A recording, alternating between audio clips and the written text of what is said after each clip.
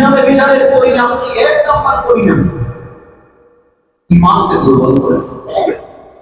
হাদিসে আছে জনাবে মুহাম্মদ রাসূলুল্লাহ সাল্লাল্লাহু আলাইহি ওয়াসাল্লাম قال رسول الله صلى الله عليه وسلم لا يزني الزاني حين يزني وهو مؤمن أو كما قال النبي عليه الصلاة والسلام الله رسول জিনাকারী যখন জিনা করে তখন সে মুমিন থাকে না, বেবিচারী যখন বেবিচার করে তখন সে ঈমানদার থাকে না। বেবিচার অবস্থায় তার মধ্যে ঈমান থাকে।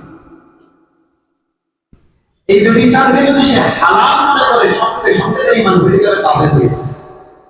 আর বেবিচারকে যদি গুনাহ মনে করে যদি করে থাকে শয়তানের প্ররোচনার কারণে, নফসে আম্মারার কারণে এই অন্যায় কাজে যদি সে লিপ্ত হয়ে থাকে, কাফের না হলেও তার ঈমানে দুর্বলতা চলে আসে।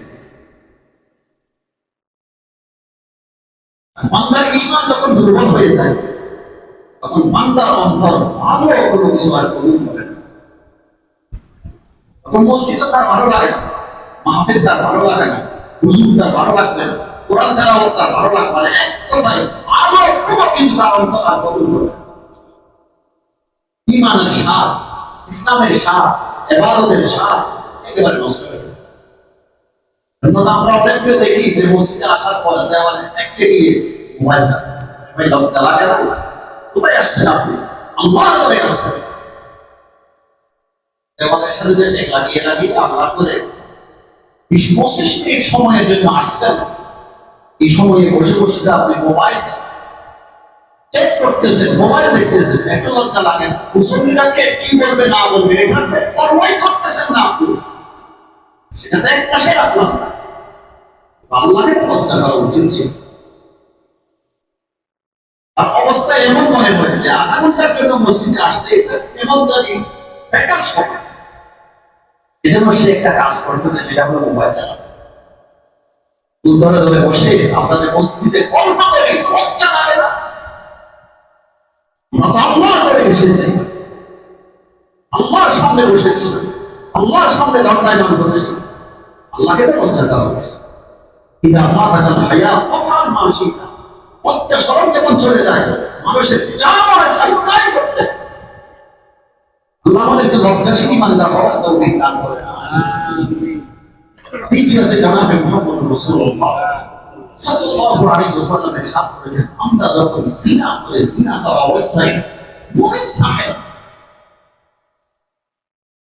এই কাজটাকে যদি হালাল মনে করে সঙ্গে সঙ্গে সে কাফির হয়ে যাবে। কারণ শরীয়তের বিধান হলো হারামকে যদি কেউ হালাল মনে করে সে মুমিন থাকতে পারে, সে কাফির হয়ে যাবে।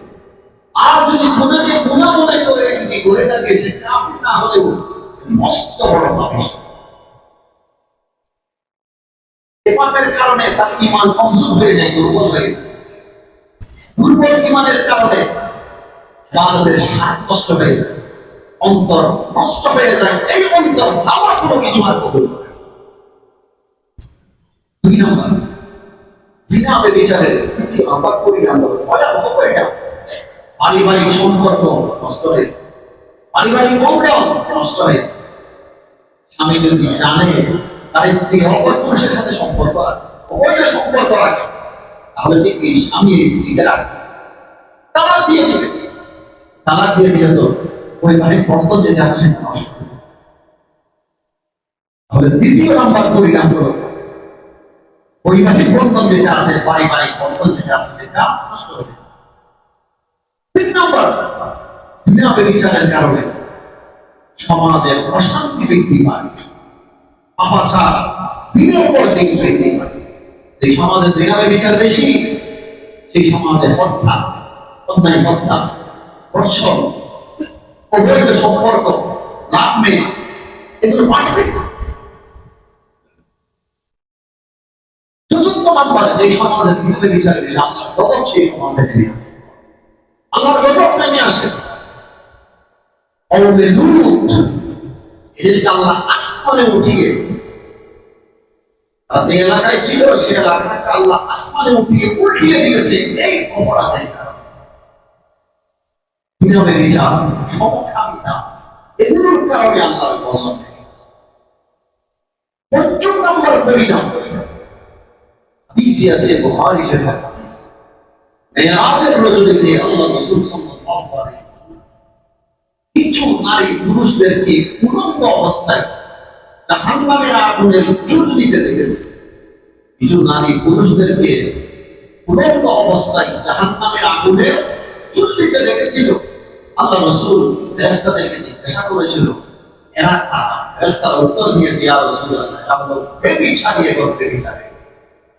এরা যারা ব্যভিচার করেছে, এই অপরাধের কারণে তাদের